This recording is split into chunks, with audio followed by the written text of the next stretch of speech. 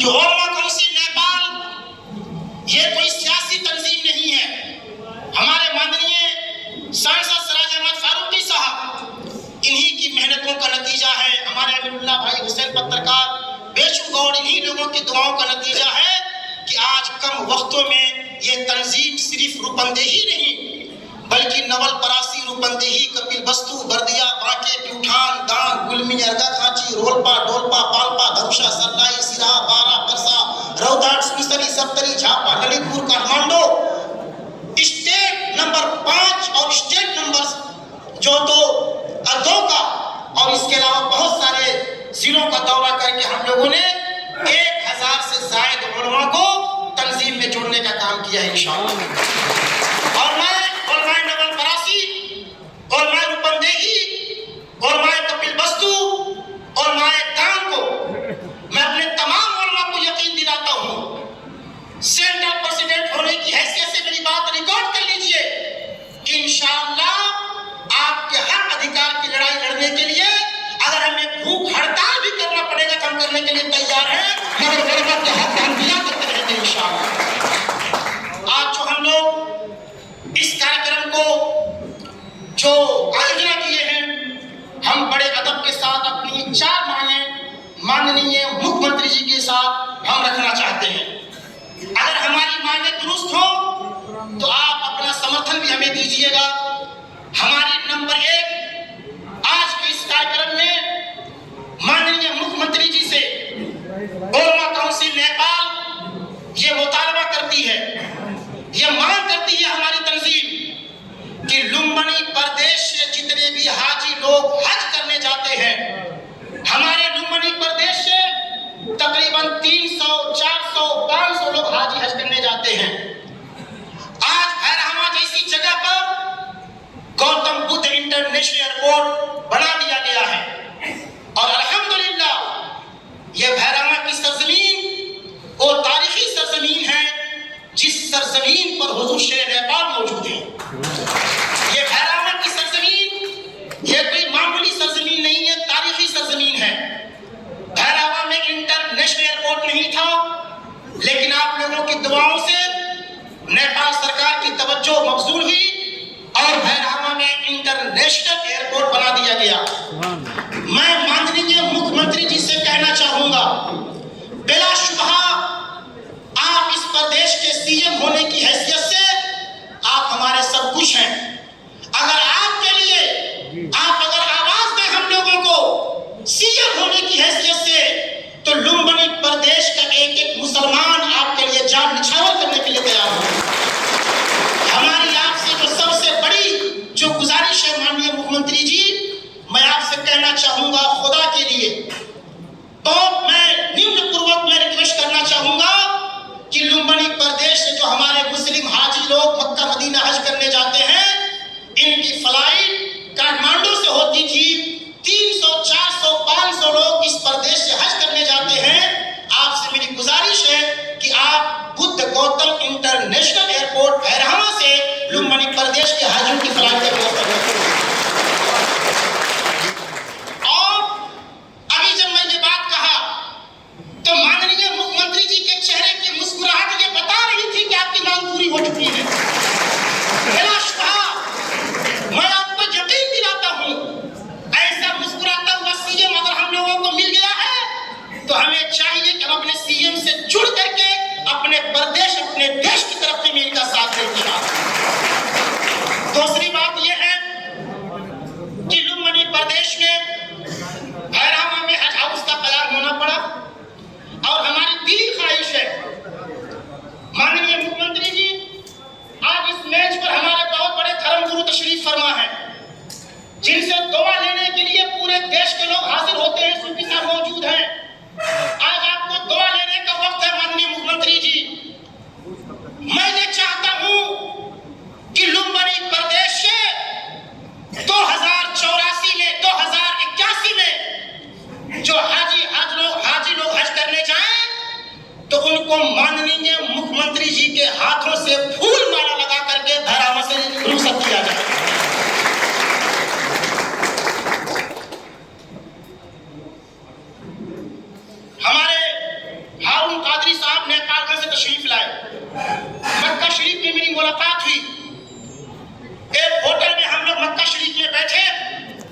हमें ये जानकर काफी खुशी हुई कि अल्हम्दुलिल्लाह ये हारून कादरी साहब ये किसी ऐसे वैसे के मुरीद नहीं, मुफ्ती आजम के मुरीद हैं। और हमें खुशी हो रही है हमारे माननीय सिराज फारूकी साहब जो इस देश के बहुत बड़े सियासी रहनुमा थे, मिर्जा बेग, ये उनके दामाद भी हैं।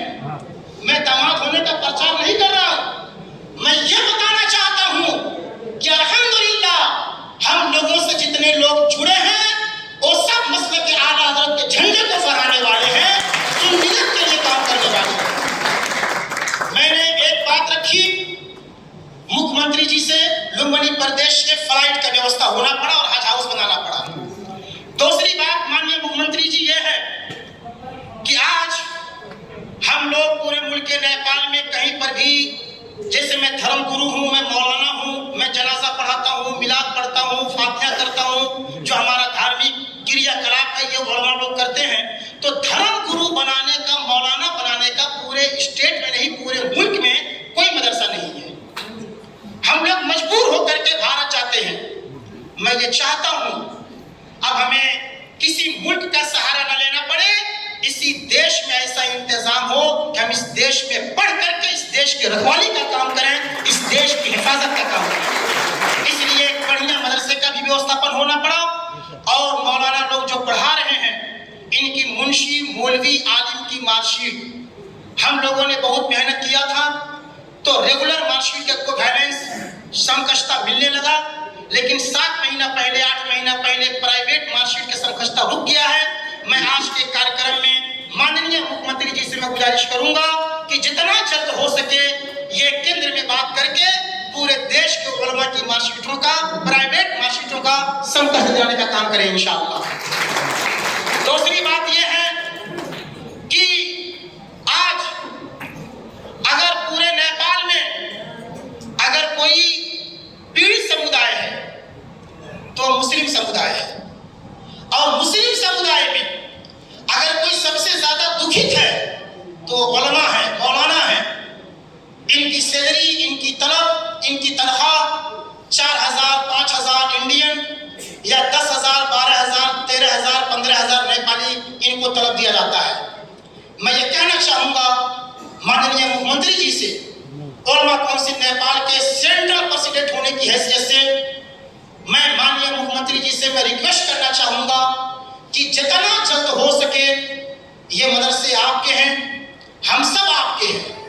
जब हमने आपको अपना मान लिया तो हम अपनी बातें कहेंगे किससे? जो अपना होगा उसी से कहा जाएगा। ये जितने लोग आए हैं ये सिर्फ माननीय मुख्यमंत्री जी की मोहब्बत में आए हैं। माननीय मुख्यमंत्री जी की मोहब्बत में ये सब लोग बैठे हैं। इसलिए मैं कहना चाहूंगा कि माननीय मुख्यमंत्री जी सिर्फ लुम्बिनी प्रदेश नहीं बल्कि आपके पहल में पूरे देश के मदरसों में कमती में एक मौलाना को सरकारी दरबंदी देना पड़ा, सरकारी नियुक्ति करनी पड़ी ताकि हमारे मदरसे महफूज हो सके। चौथी बात यह है कि आज जितना भी हम लोग हिंसा के विरुद्ध काम कर रहे हैं, हिंसा को रोकने का काम कर रहे हैं, हम मुल्क नेपाल में हम आपको यकीन दिलाते हैं कि हम किसी तरह का हिंसा नहीं भड़कने देंगे इंशाअल्लाह। हम लोग अमन और शांति को, मोहब्बत और सद्भाव को हम कायम करने का काम करेंगे।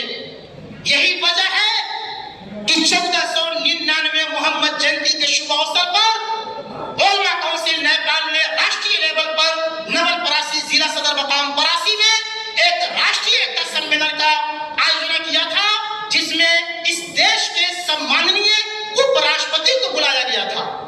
और उस मंच पर हिंदू, मुस्लिम, क्रिश्चियन, बौद्धिस्ट एक मंच पर सभी धर्म के धर्मगुरु लोग बैठे थे। सम्माननीय उपराष्ट्रपति जी ने कसम अल्लाह की खाकर कहता हूं, मैं कसम खाकर कहता हूं, उपराष्ट्रपति जी ने मुझसे यही कहा कि मौलाना साहब आपने जो काम किया है, जो कार्यक्रम किया है, ये हमारी जीवन का ऐतिहासिक कार्यक्रम है कि आपने एक ही मंच पे सारे धर्मगुरुओं को बैठा दिया और एकता का जो संदेश दे रहे हैं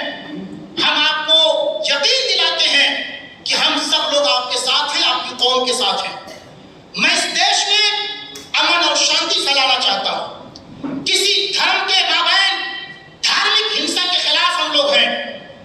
और मैं आपको यकीन दिलाऊं, इस देश में 3 करोड़ नेपाली लोग मौजूद हैं। मैं हिंदू मुस्लिम की बात नहीं करता, लेकिन जो उलमा एक आलिम की ज़बान से सुन ले, 3 करोड़ देशवासियों की हिफाजत के लिए अगर किसी आलिम को अपनी जान भी देनी पड़ेगी तो हम जान देने के लिए तैयार हैं। लेकिन अपने देश में 3 करोड़ देशवासियों की हिफाजत हम सब की जिम्मेदारी पर है। हम अपने देश के साथ वफा करेंगे, अपने देश के साथ कभी गद्दारी नहीं करेंगे। ये देश अल्हम्दुलिल्लाह हमें फख्र महसूस हो रहा है। पूरी दुनिया में अगर सबसे ज्यादा बाइज्जत कौम मुस्लिम कहीं सांस ले रही है वो मुल्क नेपाल की सरजमीं है। मुल्क नेपाल में मैं गया था हज करने के लिए 18 में। एक हाजी हमसे कह रहे हैं आइडेंटिटी कार्ड देख करके आप नेपाली हैं? मैंने कहा मैं नेपाली हूँ। कहा मुझे ताज्जुब हो रहा है कि नेपाली भी मुसलमान है। मैंने कहा आपको ताज्जुब इस पर नहीं होना चाहिए, ताज्जुब तो इस पर होना चाहिए जहां नेपाल जो बहुत ज्यादा वहां पर गैर मुस्लिम है, नॉन मुस्लिम है, इसके बावजूद भी पूरी दुनिया में अगर सबसे ज्यादा सुरक्षित अगर कहीं के मुसलमान है तो नेपाल के मुसलमान। ये किसका देन है? माननीय मुख्यमंत्री जी का देन है। ये किसका देन है? माननीय सिराज फारूकी साहब का देन है। तारिक भैया जैसे लोग, जबुल भैया जैसे लोग, अब्दुल्ला भाई जैसे लोग ये आपस में सबको जोड़ने का काम कर रहे हैं। इसलिए आज जो हिंसा भड़क रहा है, कब्रिस्तान की जमीन का विवाद बहुत ज्यादा है, बताइए है कि नहीं है? इसलिए मैं माननीय मुख्यमंत्री जी से मैं वक्त दबाना मैं गुजारिश करूंगा, वक्त की कैद तो नहीं लगाऊंगा, लेकिन ज्यादा से ज्यादा कोशिश यही करूंगा कि जल्द अज जल्द नेपाल सरकार से बात करके मुसलमानों की जमीन जो कब्रिस्तान की जमीन है उसकी पैमाइश और नापी करा करके मुसलमानों को लाल पुर्जा दे दिया जाए, ताकि जमीन को लेकर के किसी किसी को विवाद न हो। इंशाअल्लाह अज़ीज हम लोग ऐसे ऐसे काम करते रहेंगे। और एक जरूरी बात मैं ये कहना चाहूंगा माननीय मुख्यमंत्री जी से, हमारे इश्तियाक भैया भी मौजूद हैं, हाजी शमशाद साहब वगैरह, कि उलमा की नियुक्ति को आसान बनाने के लिए, उलमा की नियुक्ति को, सरकारी नियुक्ति को आसान बनाने के लिए हर मौलाना को एकदम आराम के साथ किसी किस्म का कोई परेशानी न परेशान न करते हुए टीचिंग लाइसेंस का व्यवस्था कर देना पड़ा। हमारे पास टीचिंग लाइसेंस नहीं है, मौलाना है। आप हमसे इंटरव्यू अरबी में लीजिए, आप हमसे इंटरव्यू फारसी में लीजिए, आप हमसे इंटरव्यू उर्दू में लीजिए, आप हमसे बुखारी पढ़वा लें, आप हमसे कुरान पढ़वा लें, हम पढ़ने के लिए तैयार हैं।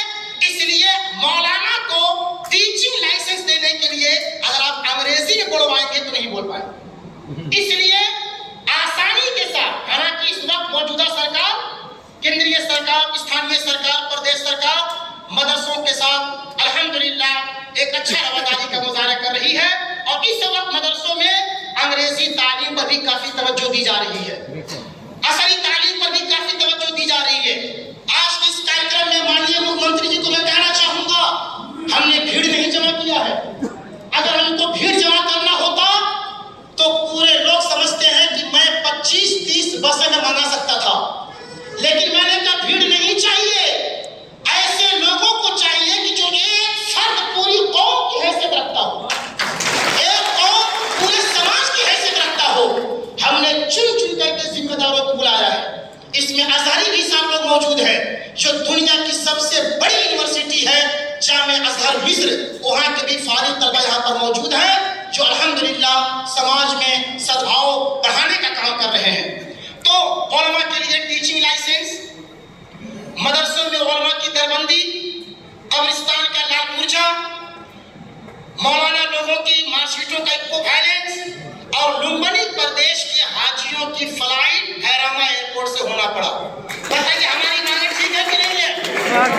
इसलिए आप लोगों से गुजारिश है कि जब भी उलमा काउंसिल आपको आवाज दे, मैं रूपंदेही जिले की पूरी टीम, नवलपरासी जिले मौलाना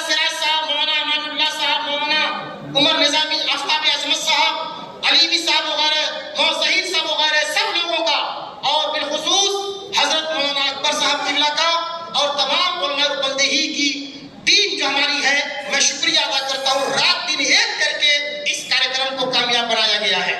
आप लोग भी तशरीफ लाए। मैं बहुत ज्यादा ना कुछ कह करके मैं गुजारिश करूंगा, जो हमारी 5 मांगे हैं इंशाअल्लाह माननीय मुख्यमंत्री जी जरूर भी जरूर हमारी मांग को इंशाअल्लाह स्वीकार करते हुए हमें तशरीफ बख्श जवाब देंगे। अब हम उलमा काउंसिल नेपाल के सेंट्रल प्रेसिडेंट होने की हैसियत से हम गुजारिश करेंगे कि ये माननीय मुख्यमंत्री जी स्वीकार फरमा लें।